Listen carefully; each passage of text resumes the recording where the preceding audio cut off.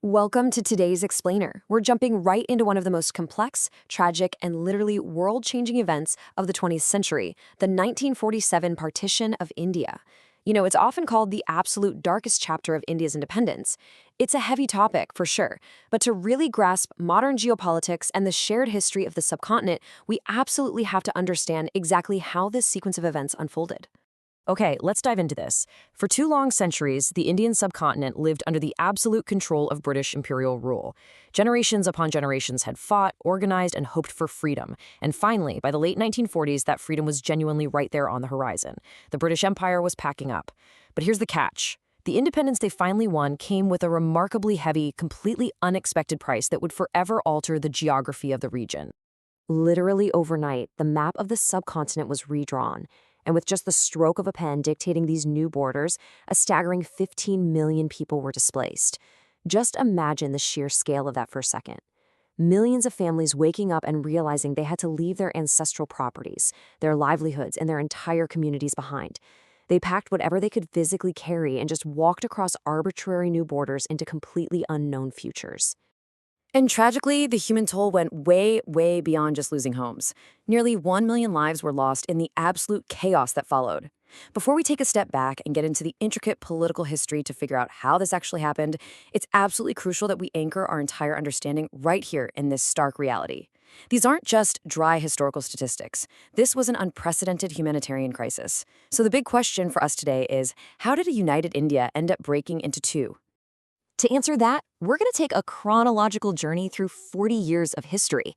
We'll be looking at the 1905 Bengal division, the formation of the Muslim League, the rise of communalism, the two-nation theory, 1946's Direct Action Day, and finally, the 1947 final partition itself.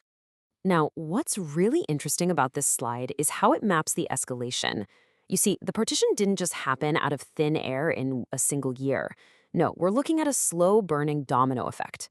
It escalated from an initial, seemingly administrative fracture in 1905, simmered for decades, and then erupted into absolute tragedy over 40 years later. First up, Section 1, the 1905 Bengal Division, the first fracture. Back in 1905, the British colonial administration made a hugely controversial move to divide the massive province of Bengal. Officially, the British pitched this as just a geographical and administrative necessity, saying the population was just too big to manage. But the reality on the ground? It was profoundly political.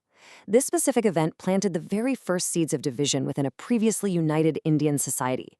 It separated communities right along religious lines and sparked a massive political awakening and widespread protest. Moving to Section 2, Formation of the Muslim League. Organizational division.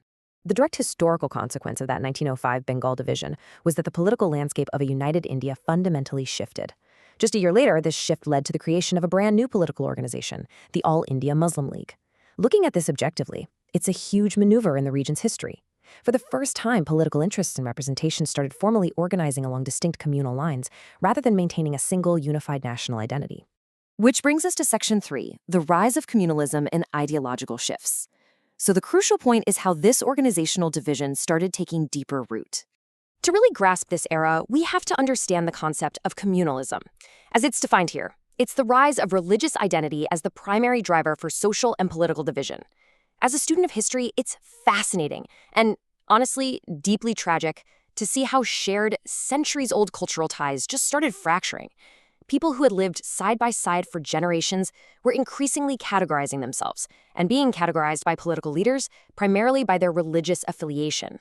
Next is Section 4, the two-nation theory, a completely new framework. The two-nation theory was this ideological concept, arguing that the subcontinent didn't just contain different religious communities, but actually consisted of two completely distinct nations. Proponents of this theory made the case that the differences were so vast they necessitated the creation of completely separate, sovereign states. And it was this exact historical concept from the source material that ultimately became the driving force behind the physical partition of the land. And this brilliantly illustrates the ultimate clash of visions that absolutely dominated the political discourse of the 1940s.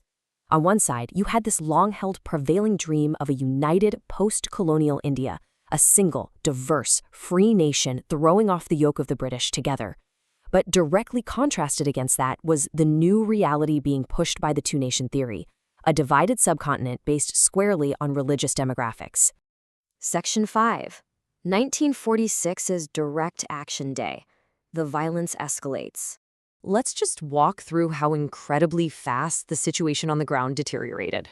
Step 1, we see the total breakdown of political unity, as negotiations for a single independent India collapse. Step 2, that political failure almost instantly sparks the eruption of brutal communal violence in the streets, famously starting in Calcutta before spreading outward. Step 3, this wave of terror causes rapid displacement, with people losing their homes before the official borders are even drawn. The sequential breakdown of order was just terrifyingly swift. The historical record describes this period with a chilling, stark reality. I want to read this quote directly from the source material. Brutal communal violence turned trains into caravans of corpses. Let that sink in for a moment. As desperate families tried to flee the violence using the railway networks, just seeking safety among their own communities, the trains themselves became targets. It heavily emphasizes the horrifying human reality born out of political decisions made in distant meeting rooms. Finally, Section 6, 1947, the final partition. On August 15, 1947, an undeniable historical milestone was reached. After 200 grueling years, British rule was over. India was finally free. But the freedom they achieved was fundamentally fractured. The joy of independence was inextricably bound to the deep sorrow of division, as the new, completely separate nations of India and Pakistan were officially born out of the partitioned land. Let's move to and see how this builds back into our initial cold open numbers, summarizing the massive humanitarian crisis. Look at the sheer scale of the fallout right here. 15 million people displaced, leaving literally everything behind, and 1 million lives lost in the resulting migrations and riots. It's just an unfathomable cost for freedom. As we wrap up this explainer, we're left looking back at the decades of history we just unpacked. The administrative divisions, the organizational splits, the rise of communalism, and the devastating human tragedy.